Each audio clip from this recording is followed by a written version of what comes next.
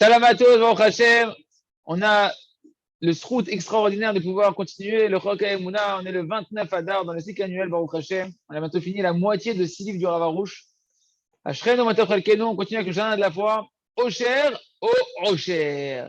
Le bonheur ou bien la richesse. Comme on a dit, on plaît beaucoup dans cette fameuse Ishtadlut, qu'une personne, elle veut faire une participation personnelle pour avoir de l'argent. Et qu'est-ce qu'elle va faire? Elle va jouer au jeu d'argent. Et elle pense que c'est ça le meilleur moyen pour elle de faire la Ishtadlut, c'est-à-dire la part minimale que lui il doit fournir pour recevoir l'aide divine. Eh bien, en réalité, ce genre de Ishtadlut, de jouer à des paris, etc., c'est un manque de Emouna. Parce que c'est une certitude qu'une personne qui va jouer à des paris, des jeux d'argent, etc., c'est une personne qui veut gagner des grandes sommes d'argent et qui pense que l'argent, quand il va gagner une grande somme d'argent, ça va lui solutionner tous les problèmes. Mais un homme qui sait et qui à la fois, mamache, qui sait que sa vie, la qualité de sa vie, elle ne dépend pas de combien d'argent il va avoir, mais de combien il va mériter de pouvoir faire la bonne Hachem. Et essentiellement, il sait que la qualité de sa vie, elle va dépendre de combien de émouna il va avoir, combien de foi il va avoir. Alors lui, il sait que l'unique solution à ses problèmes, c'est seulement de faire teshuva, de se repentir. Quand il y a des problèmes, il sait que la solution, c'est pas je vais avoir beaucoup d'argent, ça va solutionner mes problèmes. Non, il sait que la solution, c'est le repentir, c'est la prière, c'est la charité. Et en réalité, il sait que la personne il va devoir faire beaucoup de travail pour acquérir, non pas beaucoup d'argent, mais acquérir beaucoup de émouna, de foi. Car c'est une certitude que si Hachem il t'envoie des souffrances, un manque de parnassa ou toutes sortes d'autres souffrances, il n'y a rien qui va t'aider. Ce n'est pas la somme d'argent que tu vas recevoir qui va t'aider de sortir de tes souffrances que Hachem t'a envoyé. Tu fais juste, si jamais tu dis, oh j'ai un manque d'argent, donc il faut absolument que je trouve de l'argent, etc., et ça va me solutionner mon problème, et tu ne fais pas de chouva, et tu reçois de l'argent, tu vas juste en réalité changer. Hachem, il va juste changer de type de souffrance. Tu auras changé la souffrance du manque de parnassa par d'autres souffrances que tu nous en préserves. Tu peux être encore pire, de Shalom. Si une personne ne s'efforce pas de faire teshuva dans ses souffrances. La souffrance, c'est juste une invitation à se repentir, car il n'y a pas de souffrance sans faute. Seulement la teshuva, elle peut être utile à un homme de sortir de ses souffrances. Comme on l'a dit, il n'y a pas de souffrance sans faute. Et donc, automatiquement, en tant qu'une personne ne fait pas teshuva, ne se repentit pas, même s'il reçoit tout l'argent du monde, et il reçoit même la santé, etc., il aura toujours des souffrances à l'intérieur de son ressenti dans sa vie à cause de ses fautes. Ce qui n'est pas le cas pour une personne qui fait teshuva, qui se repentit. Une personne qui se repentit tous les jours, alors à lui, sa vie, elle est agréable, elle est heureuse. Et même s'il n'a pas un centime dans la poche, comme c'est marqué à Rabbi Aaron Mikivlich, que lui, il avait une qualité d'être joyeux qui était hors du commun. Et bien qu'il vivait une vie de pauvreté, un mâche très très fort, il était tout le temps heureux. Et une fois, il a dit, et son ami il est venu le voir, et il lui a dit que Mamash, Adam Hamid, une personne qui il le jalousait, c'est une personne qui n'avait pas la joie qu'il avait. Ce chassid-là, il n'avait pas la même joie, et il le jalousait. Et quand il a acheté quelque chose à sa femme, à ses enfants, Mamash, qui lui demandait, ils avaient des besoins, sa femme et ses enfants, tout le temps, il essayait de tout le temps les satisfaire, de tout le temps leur acheter ce qu'ils voulaient, etc. Et malgré tout, alors qu'il avait de l'argent de pouvoir combler les besoins, les attentes de sa femme et de ses enfants, malgré tout, il voyait qu'il avait constamment des querelles dans sa maison. Et qu'il voyait que sa femme et ses enfants, ils n'étaient jamais satisfaits. Des pourris gâtés, on appelle ça. Tandis que chez Rabbi Aaron, c'est Tzadik, le Mikivlich, il voyait que malgré qu'il était pauvre, il voyait qu'il était tout le temps heureux. Et que sa maison, sa femme, ses enfants, ils étaient tout le temps heureux, tout le temps satisfaits, tout le temps pétillants, etc. C'est pourquoi un homme doit comprendre que l'essentiel de ton travail, c'est d'être heureux de ta part, de ne pas être dans l'aspiration à la richesse. Parce que c'est marqué dans la Mishnah, hein, celui qui multiplie les biens matériels, il se multiplie les soucis. Il n'y a pas marqué que celui qui multiplie les biens matériels, il multiplie le bonheur, il multiplie la santé ou toute autre chose. Et Mamash, en plus, on voit que la Mishnah, elle dit ailleurs, c'est qui l'homme véritablement riche? C'est l'homme qui est heureux de sa part. Et ça, c'est la vérité. Ça, c'est ça la vérité. Et tant qu'une personne, il va être défaillant à ce niveau-là, Une personne qui voit qu'il manque de émouna, il manque de joie de vivre, eh ben, il doit demander à Kadosh Baruch Hu, avec miséricorde et avec supplication. Kadosh Baruch Hu, il lui ouvre les portes de la simcha, les portes de la émouna, les portes de la teshuva, et afin de pouvoir avoir la véritable richesse. En hébreu, la richesse et le bonheur, c'est les mêmes lettres. Quasiment, le Aleph, il devient un Aïn, le Rocher, c'est la richesse, et le Osher, c'est le bonheur. Le véritable bonheur, les amis, c'est dans la véritable richesse, d'avoir la foi que tout vient d'Hachem, que tout est parfait, et d'être heureux de sa part. Il y a la On continue avec le Sefer, le jardin des louanges. Donc, on a dit qu'un des canaux principaux de l'abondance qu'Hachem envoie à un homme passe par les grands rabbinim, par ton rave, par ton maître, ton rabbin, par tous les tzadikim de la génération. Et donc, le grand principe général qu'on doit retenir, c'est qu'on doit être relié à tous les tzadikim, puisque tous les tzadikim sont des canaux de l'abondance d'Hachem. Bien qu'en réalité, c'est bien qu'il convient que chacun, il ait un rave, que chacun, il ait son rave de qui il reçoit, comment se comporter dans sa vie de tous les jours. Un homme, évidemment, c'est mieux qu'un homme, il ait un rave qui va pouvoir le guider dans son service d'Hachem. Comme ils ont dit nos sages, des mois bénis. Fais-toi un maître, et grâce à ça, en ayant un maître, tu vas pouvoir sortir des doutes que tu auras dans ta vie de tous les jours. Parce que, attention, d'avoir trop de rabbanim, ça peut amener une confusion dans la tête d'un homme. Parce qu'un homme, il va avoir plusieurs chemins qui vont se dessiner devant lui. Chacun va lui dire un chemin différent. Et c'est marqué également dans Sefer Amidot que celui qui apprend de plusieurs rabbanim, ça lui endommage sa foi dans l'unicité d'Hachem. Mais tout ça, c'est que par rapport à ce qu'on parle de la Kabbalah, quand on va recevoir une manière de se comporter. Car de manière générale, un homme, il peut être rattaché et relié avec des liens d'amour à tous les sages du Ham Israël, sans aucune exception. Et chacun, la plupart des gens qui ne doivent pas être en controverse contre aucun rave et aucun tzaddik du Ham Israël qui nous en préserve. C'est-à-dire, deux côtés de mon amour, j'aime tous les rabbanim, j'aime tous les tzaddikim, je suis relié à tous les rabbanim et tous les tzaddikim du Ham Israël, et je les aime d'un amour véritable. Par contre, par rapport à ce que je veux recevoir comme conseil dans ma vie de tous les jours, dans mon service divin, là, j'ai un rave. J'ai un rave unique, je ne vais pas prendre de plein de rabbanim des conseils pour comment me comporter, sinon ça va endommager, comme il a dit Rabbi Nachman dans ses Amidot, ma foi dans l'unité d'Hachem, et ça peut m'embrouiller dans mes compréhensions de comment je dois me comporter. C'est pourquoi chaque homme il doit savoir qu'au final, la réalité, c'est que chacun il va être plus proche, plus ou moins, d'un rave. Et ça ne veut pas dire maintenant que parce que tu es proche de ce rave-là, alors tu peux mépriser les autres rabbanim, tu peux mépriser les autres tzadikim, ou parler sur eux que Dieu nous en préserve. Un homme, il doit savoir que même si maintenant, toi, tu es proche de tel rave, tu es proche de tel tzadik, parce que comme ça, Hachem, il te dirige à toi. C'est ça la providence d'Hachem qui s'exerce sur toi. Comme ça, Hachem, il te rapproche de lui à travers ce rave-là, à travers ce tzadik-là. Et toi, tu dois aimer également tous les autres rabbanim, même si tu n'es pas proche d'eux, même si ce n'est pas ta chassidoute, même si ce n'est pas ton courant de pensée juif. Et tu dois aimer tous les Sfarim Gdoshim, de tous les courants du judaïsme qui ont été écrits par des rabbanim, où là-bas il y a des certifications que ce sont des Sfarim Gdoshim. Et tu ne dois mépriser aucun d'entre eux.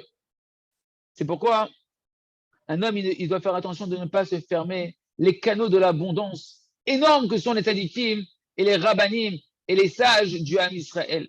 Et au contraire, il doit s'habituer constamment de remercier Hachem tous les jours sur tous les tzadikim et sur tous les sages du Ham Israël par lesquels passe l'abondance d'Hachem matérielle et spirituelle. Et ainsi, une personne elle pourra être sauvée de ne jamais arriver à être en marloquette, à être rentré dans des controverses, dans du lachon hara, de la médisance sur aucun tzaddik. Et ça, pour ça, il faut beaucoup, au contraire, remercier sur tous les tzaddikim de la génération, de notre génération. Et il faut prier pour les tzaddikim, que Kadosh Baruch Hu, il ait pitié d'eux, qui leur donne la force, qui leur donne la santé, qui leur donne la sagesse, le discernement, la compréhension, comment rapprocher tout le Ham Israël et comment rentrer dans le Ham Israël, la Emouna, que c'est la fonction principale des tzaddikim véritables de la génération, de rentrer dans chaque juif et dans l'humanité entière de la Emouna, de la foi. Et ainsi, une personne doit remercier Kadosh Baruch Hu pour chaque tzaddik et chaque tzaddik qui est dans le monde.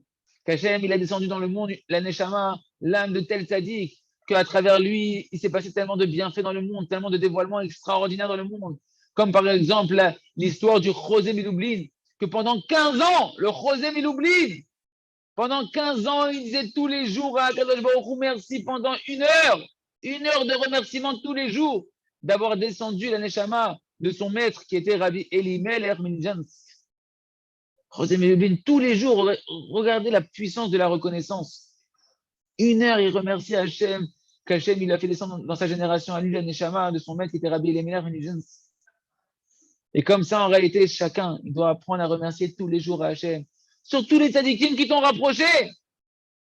Combien on doit être reconnaissant envers Hachem pour les tzadikim qui nous rapprochent de la vérité, qui nous éclairent nos yeux, qui nous sortent de l'obscurité. Et je trouve qu'à partir de maintenant, donc, chacun, il doit s'habituer à savoir qu'il a de quoi remercier. Et tu as de quoi remercier pendant 120 ans. 120 ans sur les tzadikim qui t'ont rapproché. Et si tu prends maintenant le livre qui a été écrit, qu'on a chez Breslev, qui s'appelle Sefer Shemot de Tzadikim, le livre des noms saints de Tzadikim que Rabbi Nathan il a écrit, où là-bas, hein, chaque tzadik il apparaît, c'est un livre où Rabbi Nathan, de tête, juste de tête, comme ça, il a fait tous les tzadikim depuis Adam Arishon, il les a énumérés chronologiquement les uns à la suite des autres. Imaginez-vous la sagesse de Rabbi Nathan. Et là-bas, hein, il y a tous les noms de tzadikim qui apparaissent. Et bien, en réalité, là-bas, tu peux prendre ce livre-là de Sefer Tzadikim. Et tu peux remercier Akadosh Baruch Hu pendant 1 heure. Rien que sur chaque tzadik, Hachem, il y a des ennuis dans ce monde-là. Et à ce moment-là, tu verras combien tu as un travail. Si tu prends chaque tzadik 1 heure, tu as un travail en réalité pour des centaines d'années devant toi de remerciements. Parce qu'il y a des centaines, des milliers de tzadikim qui sont mentionnés là-bas. Et on peut comprendre, je ne dis pas ici le Rav, mais on peut comprendre que c'est marqué Sefer Shemot Tzadikim, c'est un livre qui fait des miracles. Mais évidemment, comme ici on a dit que les tzadikim, c'est des sinorodes, des canaux de l'abondance d'Hachem. Et bien, si maintenant tu remercies pour chaque tzadik de chaque génération, tu es en train d'ouvrir tous les canaux de toutes les générations passées de l'abondance d'Hachem. Et évidemment que ça peut attirer des miracles sur une personne. Le Rav nous a donné ici une compréhension de cette ségoula, peut-être qu'il va le dire après, mais c'est une ségoula connue chez Breslev, de pouvoir dire les noms des tzadikim et comme ça d'opérer des miracles. On continue avec le livre à travers champs et forêts. Tu as attrapé un peu. Si tu veux attraper beaucoup, tu risques de rien attraper. Fais attention. De quoi on parle ici? Rappelez-vous, on parle de travailler, ça a beau des doutes, d'abord de prier, focaliser sur une demi-heure sur un seul sujet. Il dit le Rav, en réalité, c'est un grand mauvais penchant pour ceux qui sont déjà habitués à faire Hitbo des doutes. Des chassidim qui font déjà depuis longtemps 1 heure de Hitbo des doutes. Et que, qu'est-ce qu'il va faire le Yitzhara? Il va les embrouiller. Vas-y, ne te concentre pas sur un seul sujet. Ça sert à rien de te concentrer sur un seul sujet. Il va essayer de te dérouter de l'acquisition d'une qualité ou d'un mauvais de quitter un mauvais de caractère. Et chaque fois que tu vas venir prier, il vient le Yitzhara et il t'embrouille. Tu dis, prie un peu là-dessus. Vas-y, maintenant, prie un peu là-dessus. Maintenant, c'est quoi change? Viens, on va prier un peu là-dessus. Et on voit qu'il y a des gens, ils peuvent faire une bonne étude pendant des années. Et ils ne voient pas de résultats concrets de leur travail. Bien évidemment qu'ils vont changer un petit peu dans certains sujets. C'est sûr que leur vie, elle va être beaucoup plus belle par rapport au reste du monde qui ne font pas une bonne doute. Parce que c'est sûr que leurs prières, elles font des effets. Mais comme on a expliqué au préalable, pour voir des véritables changements, pour pouvoir conquérir et atteindre des grands objectifs dans le service divin, comme annuler par exemple totalement un mauvais désir, pour pouvoir réparer complètement un mauvais trait de caractère, et bien ça, les amis, c'est possible de le voir que si on s'allonge dans la prière. Et mamash, Pachout, on ne peut pas arriver à ce résultat de changer complètement un trait de caractère en mauvais désir sans se concentrer sur le sujet et prier dessus 1 heure entière tous les jours, ou au moins une demi-heure tous les jours, pendant une longue période. Et sur ça, ils ont dit le sage de mémoire béni, cette phrase qui est le titre de notre paragraphe, Tafasta meruba, lo tafasta. Tafasta moi, tafasta. Tu as voulu attraper beaucoup, tu n'as rien attrapé. Tu as voulu attraper un peu, tu as attrapé quelque chose. Ça veut dire quoi? Dans le sens de ce qu'on veut voir ici, c'est qu'une personne maintenant qui veut prier sur tout, dans son ordre de bonne de je veux prier sur tout, il veut attraper beaucoup. Au final, il n'attrape rien, parce qu'il n'a pas suffisamment prié sur chaque sujet. Par contre, une personne qui va se contenter d'un peu, c'est-à-dire qu'il va prendre un point, et que là-bas, il va prier, il va s'allonger, il va rester là-bas, et il ne va pas lâcher, il va continuer à prier, prier, prier, prier. C'est vrai que tu as l'impression d'avoir attrapé un peu, mais tu as attrapé quelque chose, mon ami. Ce petit peu-là, hein, et en plus, comme on l'a dit au-dessus, si ce petit peu que tu as attrapé, c'est quelque chose de spirituel, c'est pas un petit peu du tout. Parce que chaque acquisition spirituelle, elle va influencer tout le spectre de ta vie positivement. Et c'est vrai que d'un côté, ça s'appelle un petit peu, parce que tu as acquis une qualité, tu as quitté un mauvais caractère, un mauvais désir. Mais en réalité, tu ne te rends pas compte que tu as sauté sur plein de sujets, tu as attrapé plein de sujets en même temps, et tu n'as pas gaspillé les autres sujets. Ce petit peu que tu as acquis, il te fait acquérir plein d'autres sujets qui dépendent de ce sujet-là. C'est pourquoi un homme, il doit avoir cette manière-là de faire sa bonne doute. Il doit comprendre ce qu'on a expliqué, que la tfila, c'est la délivrance. C'est ta délivrance. La délivrance, c'est quoi la Géoula? C'est la prière. Parce que quand tu vas commencer à voir que tu réussis à te sauver d'un mauvais désir, d'un mauvais trait de caractère, de réparer un mauvais trait de caractère véritablement, d'être sauvé d'un mauvais penchant que ça fait des années qui te poursuit, tu vas voir de tes propres yeux ta délivrance, la délivrance de ton âme. Et un homme, il ne doit pas s'embrouiller. Il ne doit pas se laisser perturber par le mauvais penchant. Tu dois prendre un point, zéro, un mauvais trait de caractère. Choisis ce que tu sais que dans ton entourage ou dans ta vie, un mauvais désir qui te fait, qui te pollue. Et sur ça, tu vas faire des doutes jour après jour, jusqu'à avoir les délivrances, jusqu'à avoir des miracles, des prodiges. Et l'essentiel, c'est que tu vas voir que tu es capable, par la tfila de changer des choses extraordinaires. Parce que c'est sûr que quand tu vas commencer à voir que tu fais une véritable acquisition sur toi-même, même si ça va te prendre des mois de prière tous les jours, une demi-heure ou une heure sur un sujet, mais que tu vois qu'au final, tu as changé, tu as obtenu quelque chose. Hachem, il va te donner, mamash, la longévité. Il va te donner une longue vie de pouvoir continuer à prier sur tout. Parce qu'Hachem, il voit que tu te répares. Alors Hachem, il va allonger ta vie jusqu'à ce que tu puisses réparer tout ce que tu as à réparer. Et en plus de ça, lorsqu'un homme, il voit qu'un homme, il travaille comme ça sur lui-même, d'une manière tellement organisée qu'il est messoudar, tous les jours, il vient devant Hachem. J'ai pris comme projet la chaîne spirituelle de travailler la colère, de travailler mes yeux, de travailler mon shalom baïs, de travailler avec mes enfants, de travailler la parnassa honnête, peu importe. Eh bien, Hachem, il va te donner une aide extraordinaire pour tout terminer, pour réparer tout ce que tu as à réparer. Et il va te donner une longue vie pour avoir le temps de partir de ce monde-là, blanc, nettoyé et réparé. Il raisonne que chacun fasse un des doutes et qu'il puisse comprendre l'intelligence qu'on est en train de dire ici, de se focaliser tous les jours une demi-heure sur un sujet, peu importe la manière dont je vais parler, etc., tous les jours jusqu'à avoir des miracles sur lui-même. On continue avec le livre Le Jardin de la Sagesse. On est sur la dimension de la gravité de la moquerie. Et le Rav nous dit, Béhémet, tout celui qui méprise la mitzvah de la joie, eh bien, en fait, où tu te méprises de quelqu'un qui fait les mitzvot Bessimra, qui est tout le temps Bessimra dans la joie, eh bien, il est en train de se voiler les yeux des paroles du Rambam, que le Rambam, il écrit dans les Ilchot Lulav, dans le Perek 8, là-bas, des paroles extraordinaires.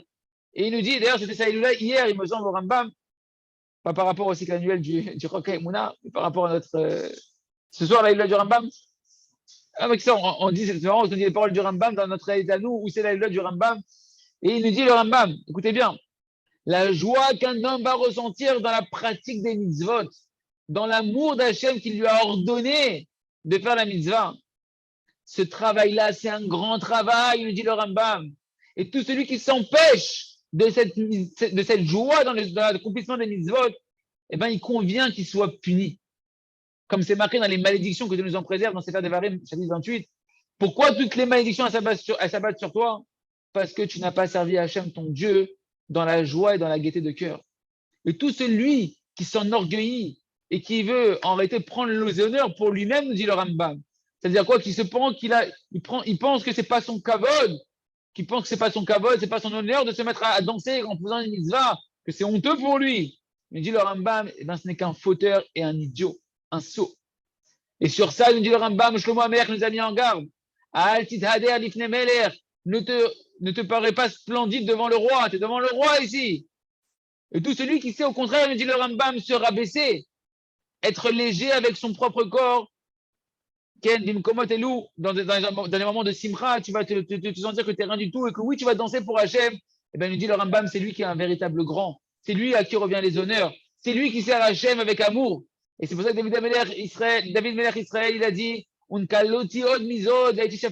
si j'aurais pu me rendre encore plus petit, plus méprisable devant un Kadosh Baruch Hu, quand j'ai dansé, si j'aurais pu faire encore plus, diminuer mon kavod pour Hachem, je l'aurais fait.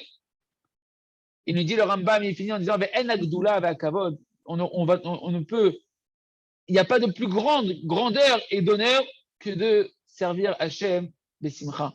Comme a dit David Ameler, Shneimar, Ameler David, Mefazez, Karker, Lifne Hachem, que le roi David il était là en train de danser et faire des cabrioles devant un Kadosh Baruch Hu. C'est ça la véritable grandeur d'un homme, c'est de pouvoir honorer Hachem dans sa joie, dans son service divin.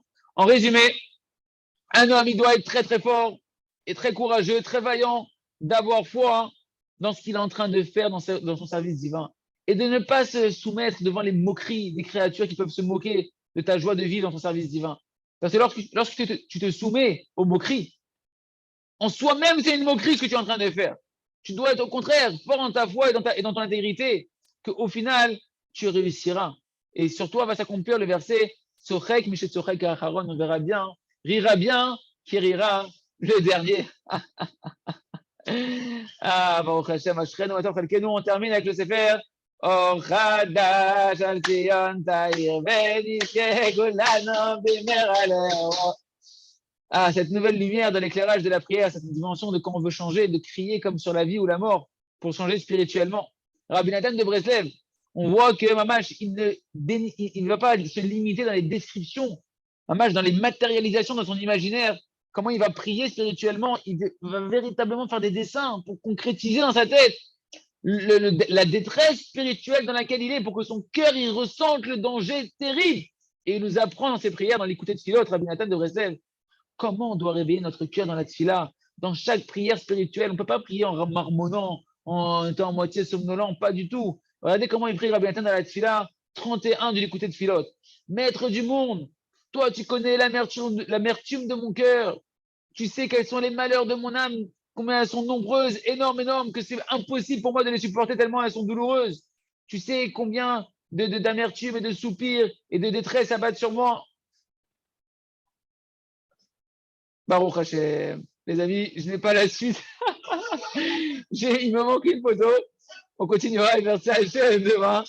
En tout cas, on verra comment Rabbi Nathan, Baruch Hashem, Rabbi Nathan, comment il criait de toutes ses forces. On verra la description des versets Hashem dans le Chok HaEmunah demain. Et nous, on doit apprendre de la même manière. Lorsqu'on a prié sur le spirituel, on doit apprendre à imaginer un véritable danger. Et quand on conceptualise ce danger, crier de toutes ses forces à Hachem pour être sauvé de ce danger spirituel, et comme ça, on obtiendra des véritables délivrances. Razak, Benitrazek. Kavatam Hachem.